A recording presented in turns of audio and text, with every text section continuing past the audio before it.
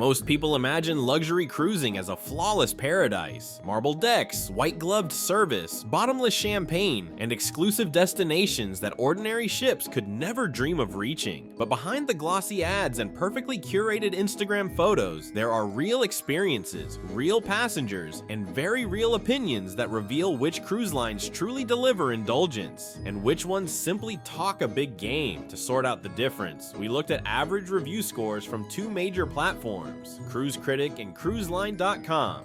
Normally, TripAdvisor would be included, but too many luxury lines had no ratings there. Whether that's because these travelers simply don't bother reviewing, or because they spend less time on the site, who knows? Either way, the data still paints a surprisingly clear picture. And here's the first twist. There are no bad luxury cruise lines in this ranking, not even close. The lowest score on the list still averaged 3.55 out of 5, comfortably above good. And the top 10 all scored 4 or higher, which is impressive when you remember that most people leave reviews only when something annoys them, so if the worst is still strong, it only means that the best are exceptional. So let's dive into the most definitive ranking of luxury cruise lines, built from the voices of real travelers, not glossy brochures. Which ones are worth the splurge, and which ones might be coasting on name alone? We begin with the surprising champion.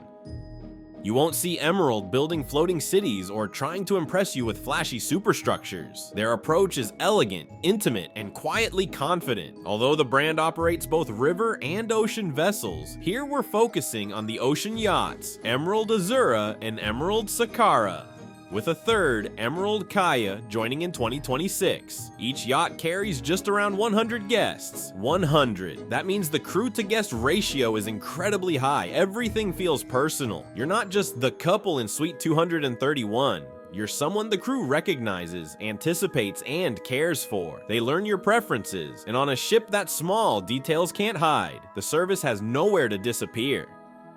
Emerald's itineraries stretch from the soft blues of the Mediterranean to the tropical pulse of the Caribbean and the dreamy Seychelles. But what sets them apart is how easy the experience feels. Their fares are fully inclusive: dining, service, gratuities, and even shore excursions. No second guessing, no being nickel and dimed every time you wander off the ship.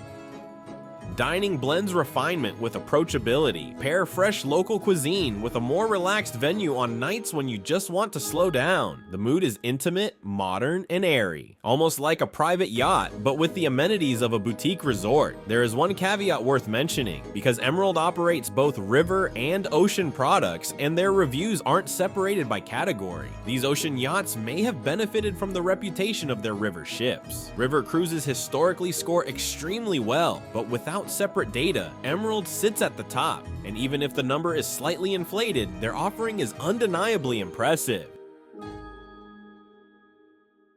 If Emerald is about intimacy and seamless luxury, Paul Gauguin Cruises is about immersion, particularly into one of the most beautiful corners of the planet, French Polynesia.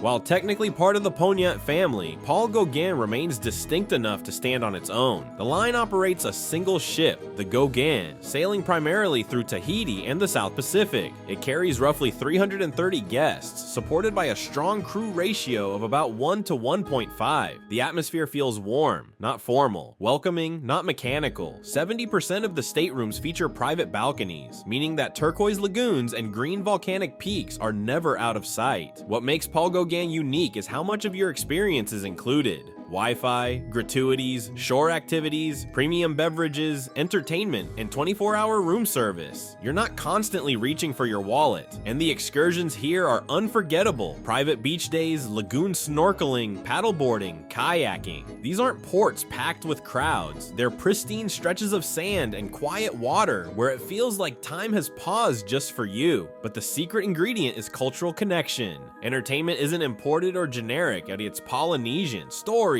dance, music, warmth. You're not just visiting the region, you're entering it. Many cruise lines give you a glimpse of a place. Paul Gauguin hands you a doorway. For decades, Crystal has been a gold standard in luxury ocean travel. After a major restructuring and redesign, Crystal Serenity and Crystal Symphony returned to the seas with a renewed focus on understated elegance, meticulous service, and curated indulgence. Each ship carries fewer than 800 guests, not tiny, but still intimate enough to uphold an exceptional crew-to-guest ratio. Interiors avoid over-the-top theatrics. Instead, they feel crisp, sophisticated, almost residential. The kind of luxury that doesn't raise its voice to be noticed. Crystal's biggest culinary brag is Umi Uma, an iconic Japanese-Peruvian restaurant born from renowned chef Nobu Matsuhisa. It's not just that sushi place on the ship, it's one of the most celebrated dining experiences at sea, and it's included. From elegant multi-course dinners to casual dining rooms and wine-forward lounges, the culinary program alone is enough to draw repeat guests. Days unfold at your pace. Spa treatments, fitness classes, creative workshops, enrichment lectures led by experts. Evenings bring Broadway-style performances, jazz, and a social energy that never feels forced. But Crystal really shines ashore. Their excursions are curated to be meaningful, often offered in smaller groups for a deeper, less touristy experience. Whether it's an iconic port or a quiet cove, you're encouraged not just to see, but to understand. A third Crystal ship is planned for 2032, hinting that this modern classic brand is just getting started.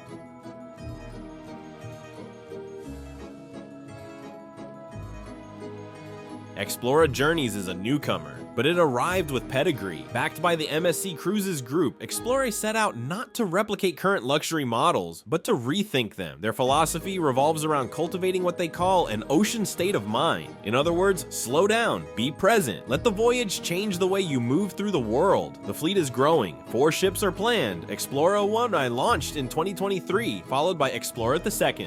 Each ship holds about 922 guests, large enough to offer range, small enough to feel curated. The culinary landscape spans 6 restaurants, fresh pizza and pasta stations, Pan-Asian kitchens, a refined steakhouse, French-inspired dining, and more. There are 12 bars and lounges, including 4 outdoors, creating plenty of space to shape your own rhythm of the day. This line leans heavily into wellness. Over 7,500 square feet of spa and fitness venues, beauty services, and relaxation areas provide endless opportunities to reset. Some guests come off Explora saying the ship itself was their destination. The ports just happened to be there. Explora also positions itself as a responsible luxury brand. Their ships incorporate eco-forward technologies, hybrid power, and certifications that signal a future-minded approach. As sustainability becomes an expectation, not a novelty, Explora's timing is almost perfect. Seadream operates on a very different scale. 2 near-identical yachts, Seadream 1 and 2, carrying only 112 guests each. 95 crew members serve them. Translation: everything is personal. The vibe is relaxed, even playful, but without ever dipping below luxury. Their philosophy: this isn't cruising, it's yachting. These yachts slip into ports that bigger ships simply can't reach. Small Mediterranean villages, remote Caribbean coves, quiet corners of Northern Europe. When the ship anchors, guests can step down to the yacht's marina platform and play. Snorkeling, paddleboarding, kayaking, jet skiing. It feels like a private island that moves. Cuisine leans gourmet, built on fresh, regionally inspired ingredients. Drinks and gratuities are included, and the atmosphere on deck often feels like the fantasy image you have of a serene summer afternoon. Laughter, sea breeze, champagne, and no one telling you where to be. Board games, Balinese beds under the stars, a casual dress code. The formula is simple: remove pretense, keep quality, create connection. Guests often form friendships. Staff remember you beyond your room number. For many travelers, Seadream becomes not just a vacation, but a tradition. What's fascinating about this ranking is that even the lines lower on the list are still very good. A 3.5 plus average rating means the baseline for luxury cruising remains high. The real question then isn't which one is good, it's which one fits you. Do you want the smallest ships possible, where service feels almost private? Do you want deeply cultural destinations like French Polynesia? Do you care about a famous chef's restaurant on board? Do you want sustainability at the core of the brand? Do you want spa tranquility or social energy? In the end, luxury isn't one thing. It's the feeling of being cared for, surprised, understood, whether that's aboard an intimate yacht or a serene, mid-sized vessel vessel that knows exactly when to step forward and when to disappear. One thing is certain, the industry is changing. Today's travelers want fewer crowds, deeper cultural connection, sustainability, and experiences that feel one of one. This ranking shows that the best cruise lines aren't necessarily the biggest or the flashiest. The winners are the ones that deliver emotional truth, the feeling that your time on board was something personal, something that won't happen the same way twice. In that world, luxury isn't just a word, it's a promise, and these are the cruise lines keeping it.